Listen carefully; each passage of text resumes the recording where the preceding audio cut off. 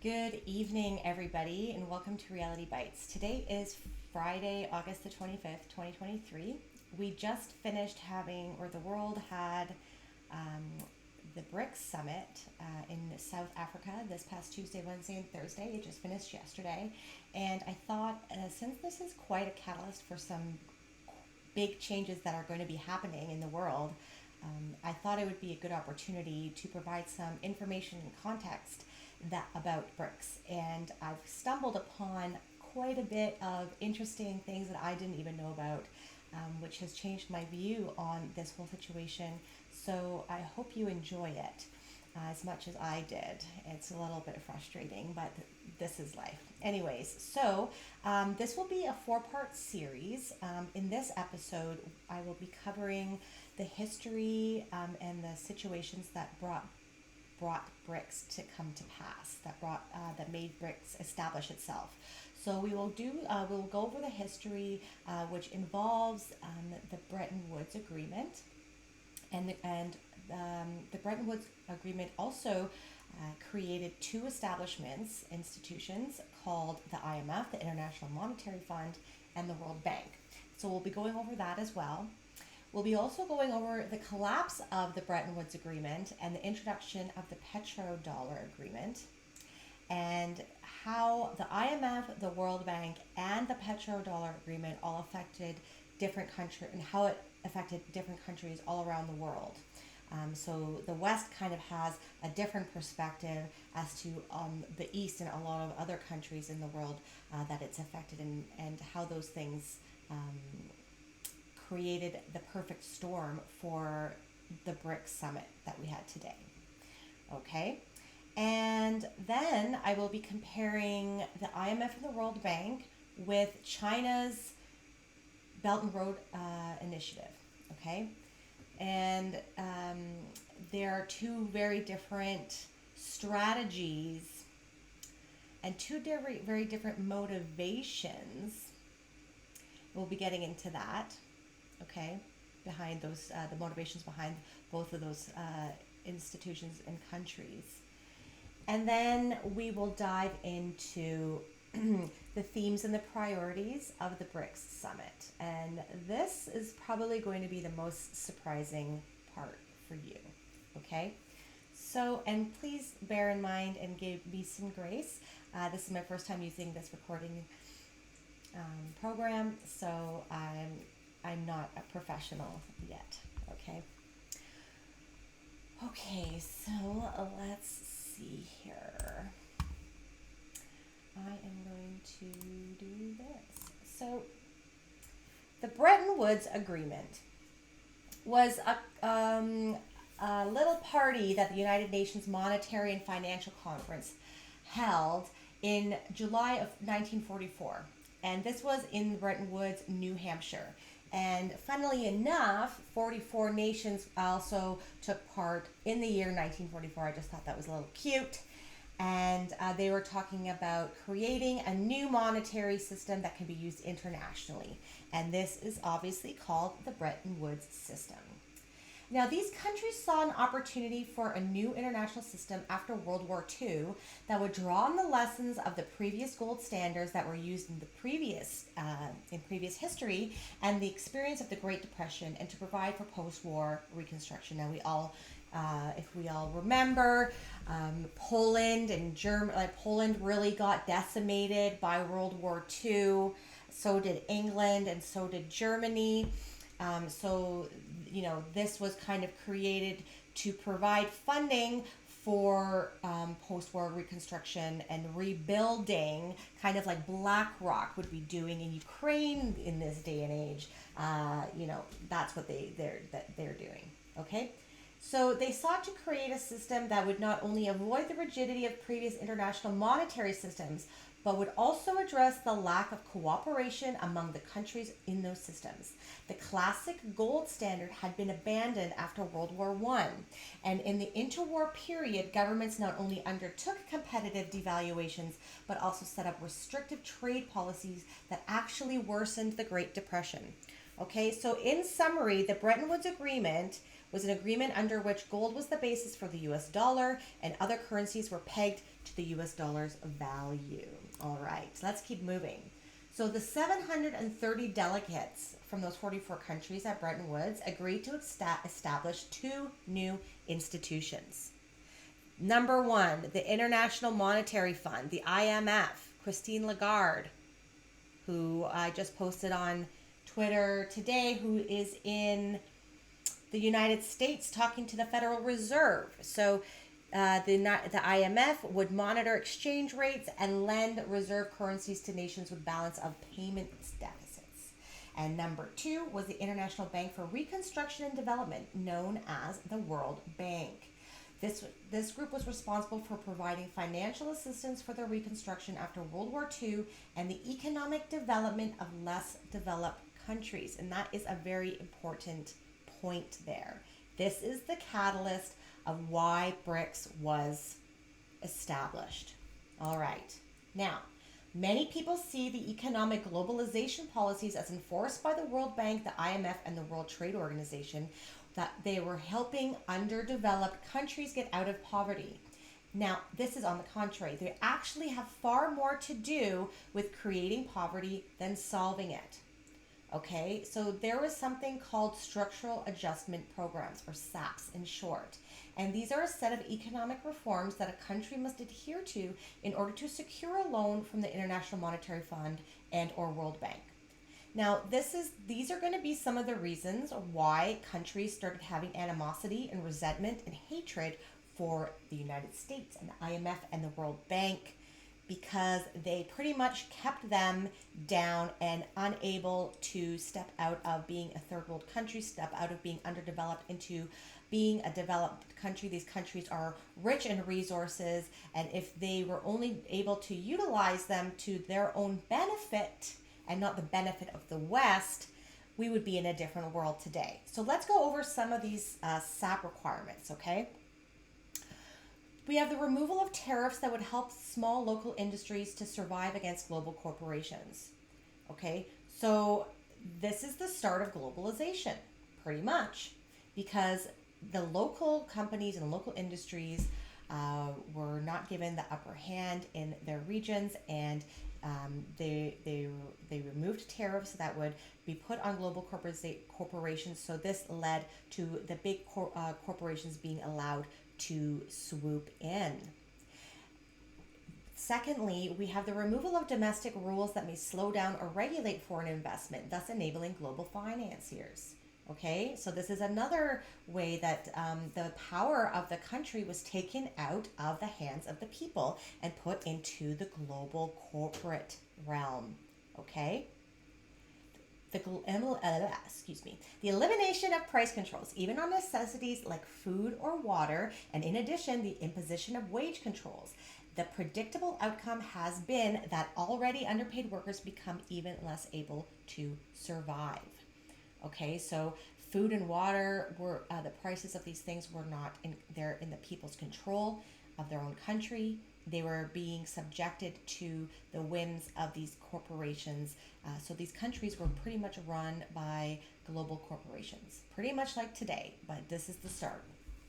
Drastic reductions in social services and the agencies that run them. Often these services become privatized so that the help that people once received for free now require fees to global corporations.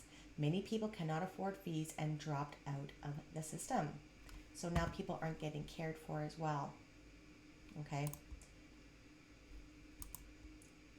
Some other ones are aggressive destruction of popular programs by which nations attempt to achieve self-reliance in basics such as food, transport, basic industry, and basic resources. So you will see under the next one, rapid forced conversion of domestic economics to emphasize export production. So anything that these countries were producing, such as food or other industries, they were made to export these things. And usually they were under management by foreign investors and global corporations. Okay, so they don't get to use what they grow. They don't get to use what they make. Okay, a lot of the commodities and resources that they do have, they don't even get to refine them there. They just send them across to like build up their workforce, right, and their economy. They send it out in its crude format to be refined in other countries, and then these countries usually have to export their goods and resources and then buy them back from the West, okay, which is theft and extortion and extremely immoral. Since the end of the last century, non-governmental organizations, NGOs, were part of widespread, sometimes violent protests everywhere, where a meeting for the fund of the bank or the WTO, where there was a meeting for the fund, the bank, or the WTO. Writing off the huge debt prohibiting economic improvement in poor countries became the main slogan of these protests. Now, I'm going to tell you, the IMF and the World Bank are so reluctant and most often refuse to write off any debt from these countries. But let me tell you, China and Russia have had wrote off a lot of debt from countries in Africa and in Asia as well, in order to quote unquote develop them, so that they can create an economy where they can trade with China and Russia more easily. Okay. Now, in 1971, concerned that the U.S. gold supply was no longer adequate to cover the number of dollars in circulation, okay, the Federal Reserve, like the gold reserves, they're depleted in the United States. And the United States kept printing money, okay? So President Nixon devalued the U.S. dollar relative to gold. So he took them off the gold standard. So now the money is not backed by gold, okay? Then in 1973, the U.S. agreed to offer armed protection to Saudi Arabia and provided weaponry and other military supplies in an agreement involving the overall sale of oil in U.S. dollars. Moreover, Saudi Arabia would recycle the surplus dollars into American economic system using treasury bills. Okay, so this is another thing that it's for another video, the treasury bills that are going to be sold off. Anyways, here we go. Nice little visual here of oil exporting nations delivers oil to an oil importing nation, and they're paying them in American dollars. All right. So there are also OPEC nations. So by 1975, all OPEC members embraced the petrocurrency arrangement and consented to oil export in U.S. dollars. As a result, the American currency now contributes to almost 2/3 of the international economy. It is the reserve currency for most central banks worldwide, since the U.S. dollar is the chief currency needed for natural gas and oil. Now let's take a look at this map here. Okay, we have United Arab Emirates, who is now part of BRICS. Saudi Arabia, which is now a part of BRICS.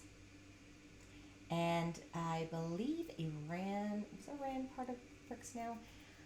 I don't think so. So it's just Saudi Arabia, United Arab Emirates. Okay. Actually, Iran, I think it is as well. So, so you see here, there are a lot of OPEC members that have agreed to buy and sell oil and gas in the world reserve currency, which is the US dollar. And this was an agreement that they did since 1975, and now everything could possibly be coming to an end. All right, so let me see here. Let's just switch over. All right. So as I fiddle around with this and move on to the next section of my presentation, I will smell for you. All right, here we go. So as you see here, we have a graph of the history of the global reserve currency since 1450. Okay, so we see here Portugal was first, and the mean average of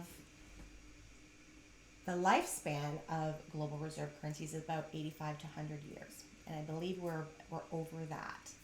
by a bit now, with the United States being the global reserve currency.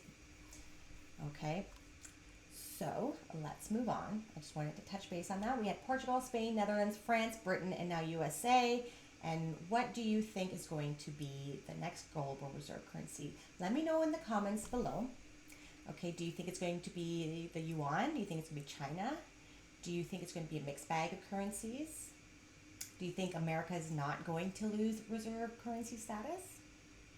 Or do you think we're going to the crypto land? I guess we'll have to wait and see. Check my video 4 will get more into how the money's going to look like, so stay tuned for that. All right, moving forward.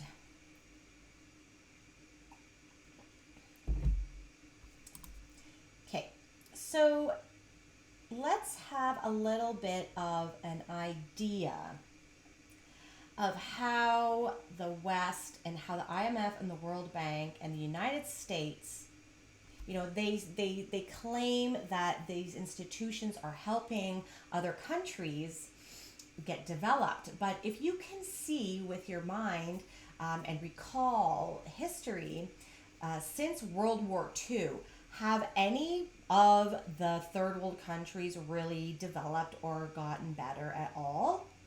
I would think not. Okay, and this is the countries have just got more in debt, and their resources are being stolen from them, and they're being pulled into this debt trap. Okay. I know the United States often calls what China is doing with the Belt and Road Initiative as a debt trap as well, but from what I can see and from what I have read, nothing. The Belt and Road Initiative is quite better, and it has developed really quickly a lot of the other countries' infrastructure that it works with, and we'll touch upon that in a bit. Okay, so here is Here is a little post from Twitter from African Stream. Okay, America has no moral authority when it comes to lecturing Africa about democracy. That's the stinging assessment of Zambia's opposition leader Fred Membe. He delivered it during the visit to the U.S. Vice President Kamala Harris. So Kamala Harris came there, and instead of focusing, just like they do in the States, instead of focusing on real issues, they came to preach about transgender rights and gender issues, okay? So he pointed out to her country's pursuit of coups and enslavement in the past. So let's take a look at this. A country that has toppled so many governments in Africa, that has led so many coups in Africa and other parts of the world, a country that has killed so many of our leaders in Africa and other parts of the world, the killers of Patrice Lumumba, those who toppled Kwame Nkrumah, those who killed Nasser, those who killed Muammar Gaddafi, today are coming to teach us about democracy. A country that has been built on brutal force, on enslavement of other human beings, on the humiliation of Africans, the exploitation of Africans, the plunder of Africa, today is coming to teach us about democracy. If you have no respect for the dignity of others, if you have no respect for the sovereignty of other countries, you cannot claim to be a champion of democracy. Okay, so you can see here that they don't see America in a good light. America has not done Africa well. Neither has France. And now you can see that in how Niger is, they had a coup, but who they threw out was actually like a puppet regime for the West, right? So that it's the people taking their country back. So does that count as a coup? I don't know. What do you think? So next we have here I'm not going to play this video. I'm just going to read this post here. This is also from African Stream. I started following these guys since the coup in Niger. So, let me read this. So the IMF killed the Naira Yuan swap deal. So the Naira is Nigeria's currency. And so let's read this through. So throttling currencies is one way Western institutions ensure rival economies don't become too competitive. Watch senior advocate Femi Falana reveal how the IMF and the World Bank pressured Nigeria's central bank not to allow a currency swap between Nigeria and China. So they couldn't use their own currency to trade with China. They had to use the dollar, the US dollar. Does that make sense? No, it does not. Okay, but it does for America because that's how they keep their hegemony, is with the petrodollar, right? This deal would have allowed Nigerian traders to pay for Chinese goods in Nairas and would have helped stabilize the Naira against depreciation given the high volume of trade between the two giants. As it is, this deal has not been implemented, and the Nigerian Naira continues to perform poorly against the dollar as economic growth remains stunted by a mix of local and international factors. By enforcing the use of the dollar, the IMF and the World Bank are curtailing the growth of emerging economies, which want to reap the benefits of free trade agreements with other countries. So they don't have free trade agreements with other countries. They have to buy dollars to buy things from other countries. Okay? Which is kind of stupid. Let's keep going. So we're getting some context now as to why Brazil, Russia, India, China, and South Africa, and other countries now, such as Egypt, the UAE, Saudi Arabia, Argentina, Ethiopia, and Iran, why they are all wanting to come together. And it's, it's under the guise of a level playing field, which is, remember that key. Remember that term right there, please. Okay? Because that's important. Okay, here we have Ben Norton posting on Twitter. At the BRICS summit, South Africa's President Cyril Ramaphosa emphasized that the African continent has massive supplies of natural resources, like I mentioned before, but it wants to use those to industrialize and create high value added products, not simply just export raw materials to rich countries. Okay? This is what the stipulations for the World Bank to get a loan were, is to export your raw materials so they can be processed somewhere else, not creating jobs, not creating gross domestic product in your own home country. Okay, so here we go. Continent of great. Africa is a continent of great opportunity in industrialization process in a variety of sectors. This continent is rich in the critical minerals that will drive business success in the 21st century. The continent has resources of lithium, vanadium, cobalt, platinum, palladium, nickel, copper, rare earth minerals, rhodium, and many others. And these are the minerals that are bound and are driving economic activity across the world. African countries have made it clear that the investors of choice are those who will come and invest in our continent, but also process the resources here, close to source, so that African countries do not export rock and sand, but export finished products as we would like to do. Amazing. So this is summarizing and creating context as to where the countries of the world are at and how they've had it with how the current system is running with the petrodollar. Okay, now this is a guy, he's quite passionate here. Okay, so this is from Wall Street Silver. Africans are fed up with the USA agenda. Which do you think the African leaders are more interested in? So Russia and China are coming and offering skills training and military equipment so we can protect ourselves. The Americans are offering human rights lectures. So that was like the Kamala Harris little video that was shown there. So let's just play this here. Let's rewind that. Arrogance of the Americans, the bulliness of the Americans. Let me even throw it on the west side.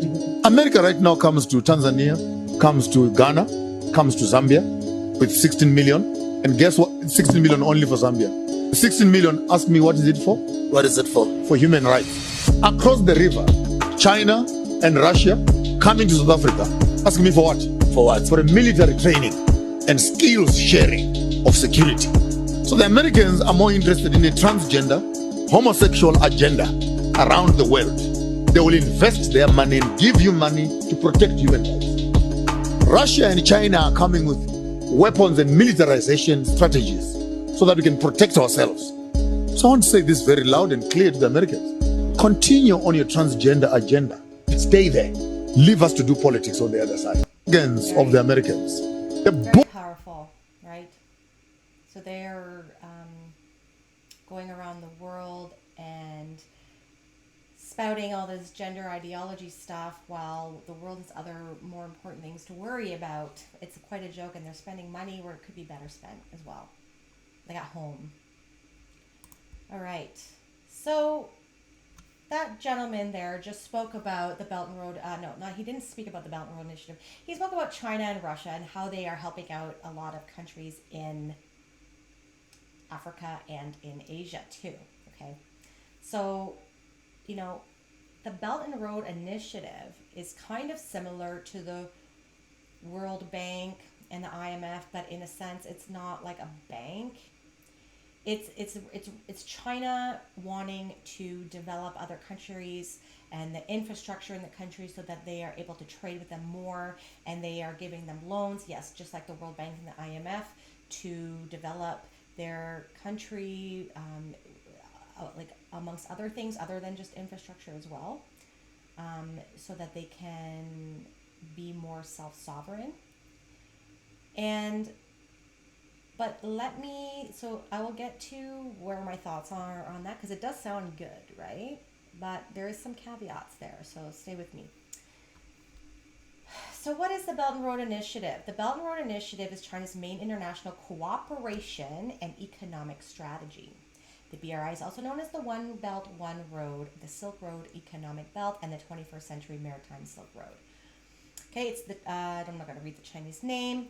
So here we go. The construction of the Belt and Road Initiative is anchored in the Chinese Constitution. So let me just go over the 5 goals here of the Belt and Road Initiative, and then I'm going to be done with this little description. So it has 5 goals. Policy coordination, so they're coordinating policy amongst countries. Facilities connectivity, so they're connecting industries together across the world for trade. Unimpeded trade, like I just said. Financial integration. Okay, so what does that mean? What does financial integration mean? Being able to trade and sell things easily? And people-to-people bonds. Okay?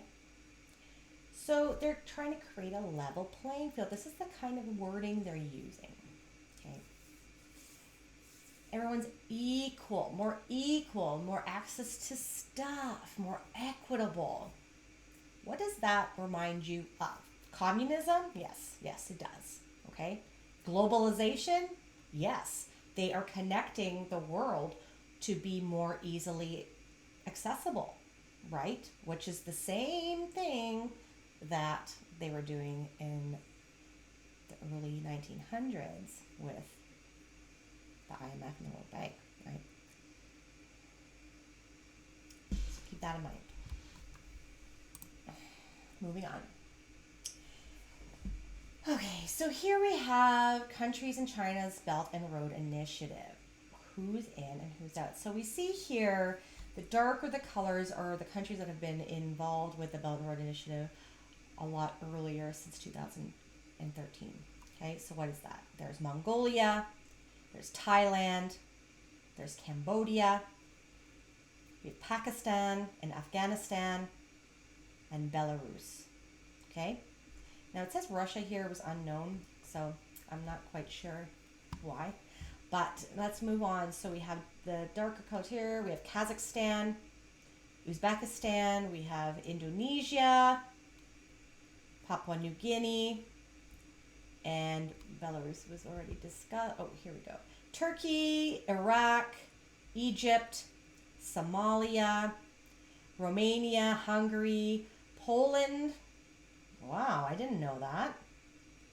Czech Republic. Okay, and then all the other ones were in 2019. So we have a lot of countries in Africa, like almost all of Africa is part of the Belt and Road Initiative.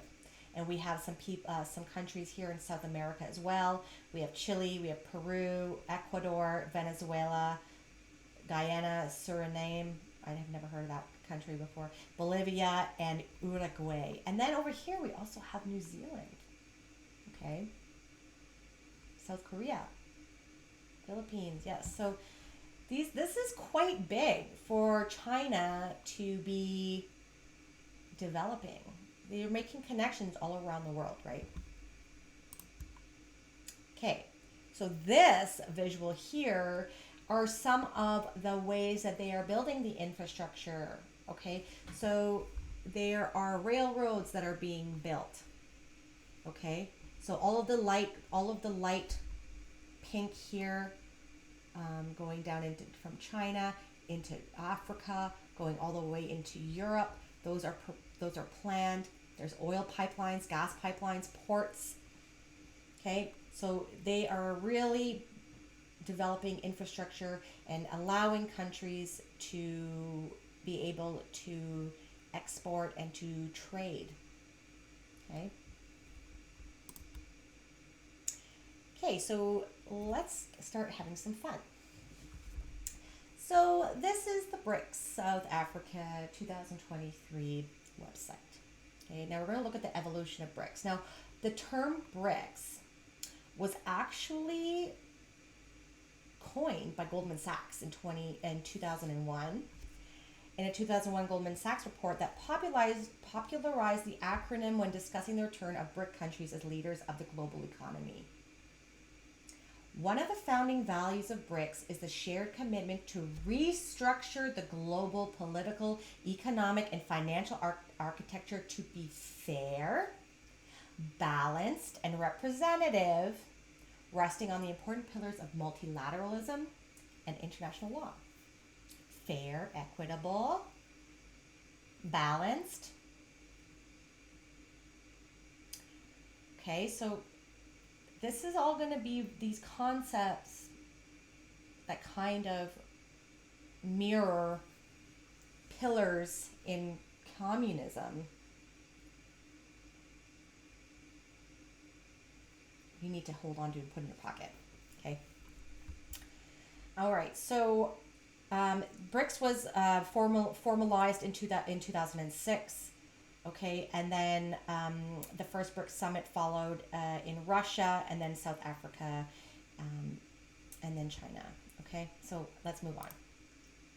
This is my favorite slide right here, my favorite website portion here. Put your seatbelts on, okay?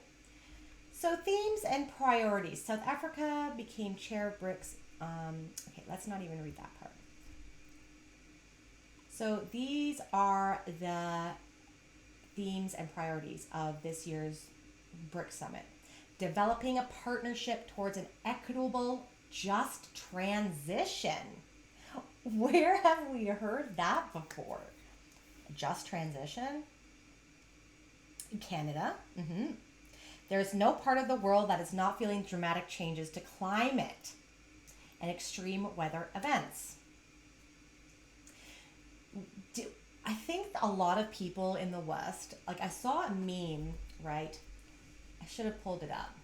That shows, or like it's like two people talking, and it says, why isn't China concerned about climate change? And then the other person says, because they already have communism, right? Which is funny. And, you think that they don't have climate concerns in China and India and Asia. But stay tuned for my next video because I'm going deep down into that. And they do. They are pushing the climate agenda. And look what they have here right on their website. Tackling climate change requires urgent, significant, and transformational changes across all sectors of the economy. Opportunities need to be explored to manage the risks associated with climate change while still improving the lives and futures of those people employed under the umbrella of target industries. Okay, moving on. Transforming education and skills development for the future. Education and continuous skills development are long-term solutions towards development and escaping poverty. Yes, I would agree on that. Existing cooperation and initiatives towards knowledge creation and exchange must be strengthened to unlock opportunities for the future. I agree, okay? Now, I'm not even going to scroll up because I want to keep the last one a surprise. Unlocking opportunities through the African Continental Free Trade Area. The African Continental Free Trade Area creates a predictable environment for trade and investments in Africa, particularly in infrastructure development, right? The Belt and Road Initiative. BRICS members are reliable partners for cooperation, trade, and development. The partnership between BRICS and Africa must focus on unlocking mutually beneficial opportunities to increase trade, investment, and infrastructure development towards the operationalization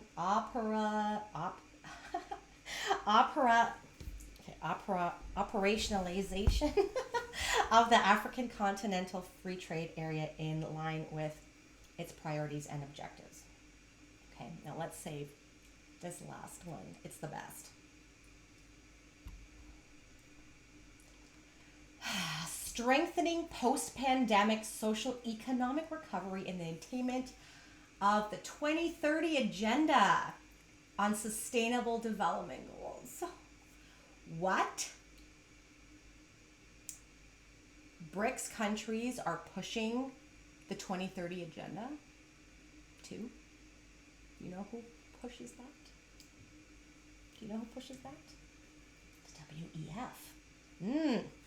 This is what you want to watch my second video for, because we're going to delve right into all of this stuff. Okay? The economic plans and strategies must be implemented with the vision of placing BRICS economies at the center of sustainable goal economic growth. Solutions need to be found for accelerating the implementation of the 2030 Agenda. Wow. Equity, fairness, and a recognition of common but differentiated responsibilities and respective capacities should underlie the response. Okay, I'm not even... Oh, yeah, I will read that part. Okay. Strengthening multilateralism, including working towards a real reform of global governments, institutions, and strengthening the meaningful participation of women in peace processes. Okay. BRICS has a common vision of a more equitable, fair, balanced, just, and representative global political, economic, and financial system, but faces global resistance by vested interests. Recent reform achievements serve as the foundation of continued efforts to channel the collective BRICS voice and influence where it can make a change. The marginalization of women in peace processes need to be addressed. Sorry, I'm being a little bit facetious here. Lasting peace, security, and sustainable development cannot be achieved without the inclusion of women in conflict resolution as well as post-conflict reconstruction. I'm not even going to touch that. Okay, so the sustainable goal development here. What the... Okay, do you know what that is? You know what that is here? Okay, it's from the United Nations. The United Nations is pushing this. You think BRICS would be against the United Nations agendas? No? So I'm not going to go, the 17 goals here, they are quite vague on purpose. And I will get into my second video on how this is all about kind of like climate change. No, I'm not going to give it to you. You have to come and watch my video. Okay, so let's go over these goals that are very vague and like not very, you can't really track the progress of them. Okay, so like no poverty. End poverty in all its forms everywhere. End hunger, achieve food security and improve nutrition, promote sustainable agriculture. Good health and well-being. Ensure healthy lives and promote well-being for all ages. So, you know what, you can go to the to this website here, the Sustainable Development Goals, sdgs.un.org. It can go, you can delve into all of the 17 goals. But for BRICS to be pushing this, and we will get into what Agenda 21 was and what Agenda 2030 is and what the Sustainable Development Goals are. And, you know, you would think, you're like, why would China and Russia push the UN's goals? Well, you know what? China and Russia are permanent members of the UN. There are 5 permanent members in the UN that never change. And those are China, France, Russia, United Kingdom, and United States. And then all of the other countries get elected for 2-year terms. So they know what they're pushing here. Okay? So I'm going to end there. It's been about 40 minutes. This is why I've made it into a 4-part series, because I don't think people would want to watch something that's 4 hours long. So that being said, I hope you found this quite educational and intriguing. Okay, so we'll get into the Agenda 21, Agenda 2030, the Sustainable Development Goals, the WEF, the World Economic Forum, and delve into that kind of stuff for video 2, because before I get into more content that was produced from the BRICS Summit, because I'd like you to see what they're talking about at the BRICS Summit and the repercussions and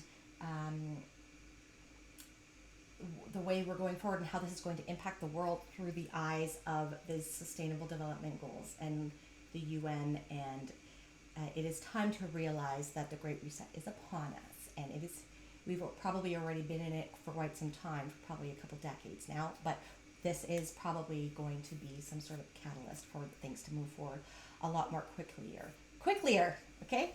So thank you for watching, and leave me some comments below on what you've liked and what you think the currency might be if the US dollar is dethroned, and what do you think about the BRICS pushing the UN's Sustainable Development Goals, okay, and Agenda 2030. I'll see you in episode 2.